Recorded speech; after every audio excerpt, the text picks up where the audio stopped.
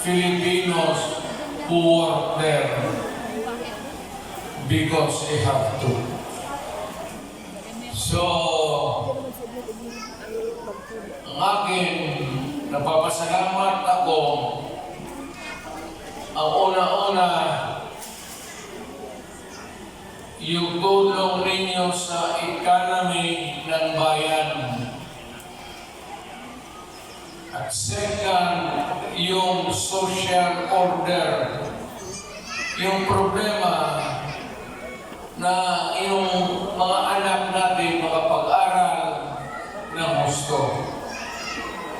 Kaya naman ako nakita ninyo na patong-patong ang kaso ko. Sa totoo lang,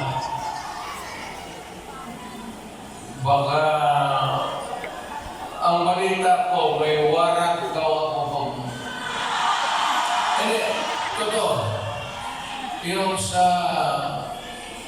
ICC o something, matagal na yung hinahabol ng mga putang ina.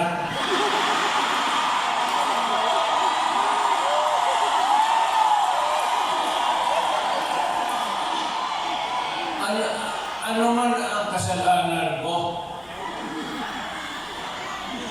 na ginawa ko man ang lahat sa panahon ko para may konting katahimikan at mapayapa ang buhay ng Pilipino.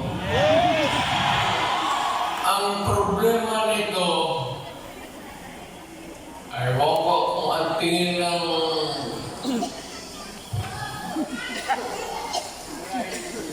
ako'y lalo yung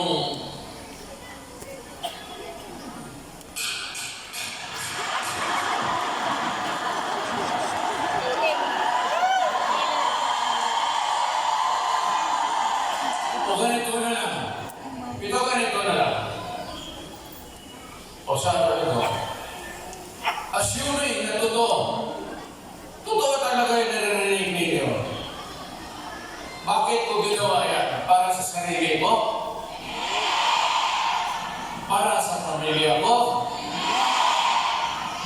Para sa inyo at ang inyong mga anak sa ating bayan. Kaya ako man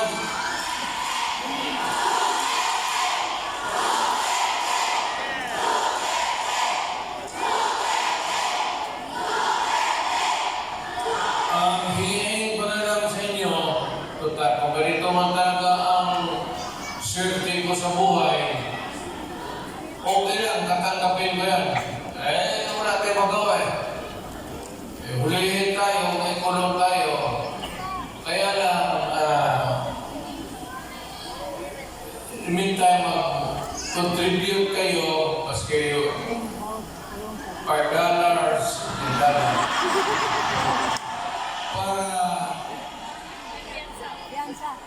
paglabas ko sa presuhan, pagawa ninyo akong monumento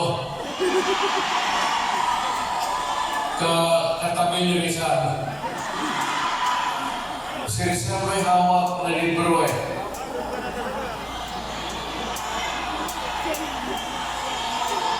Ganun.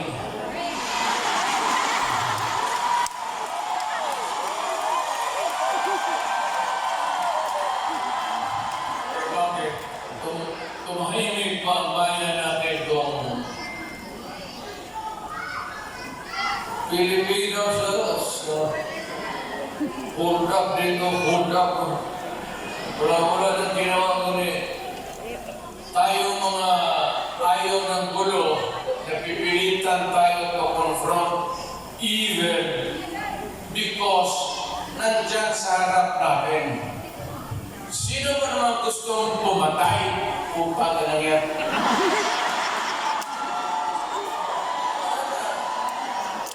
Bakit ako why would I waste my time? Nila, patayan si Duterte, lumalapas ng gabi, ganon. Also, sino ba naman gusto maging security guard? Na ang kinuha kong law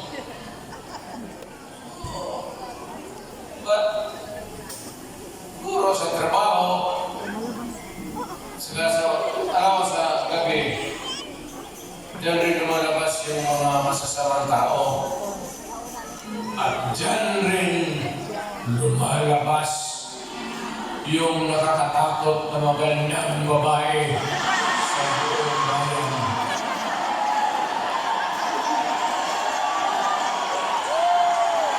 Sino man nakita ninyo maganda sa araw? Tira? Tira.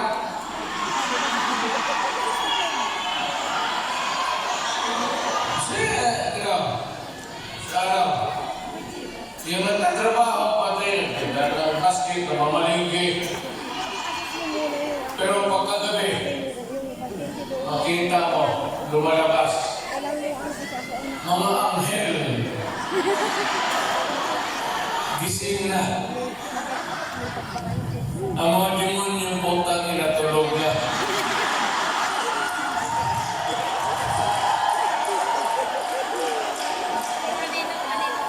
Hindi, ano na tayo? Seriously now. No, our country is not yet that well off. I'm very sorry na nakikita tayo dito at kayong napunta dito sa loob.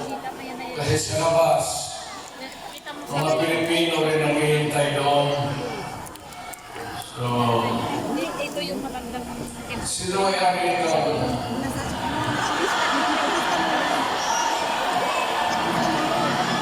Mahirap kasi.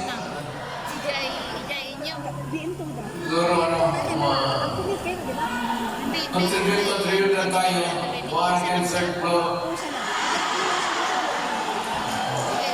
For exclusive use. Para every Saturday kita-kita tayo.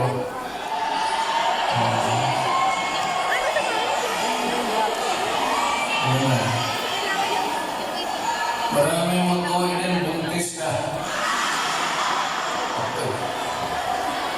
Yung madalaga.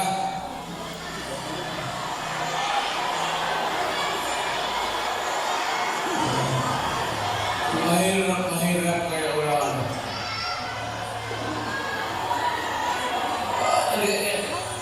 Hindi ako mag-survive ng buhay na walang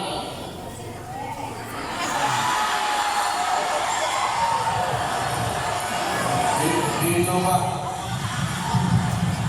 Ano ba asawa mo?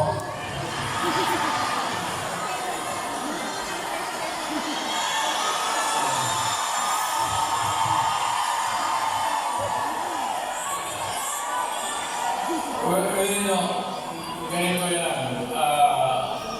We were not really ordered, but maybe it was a form of an order.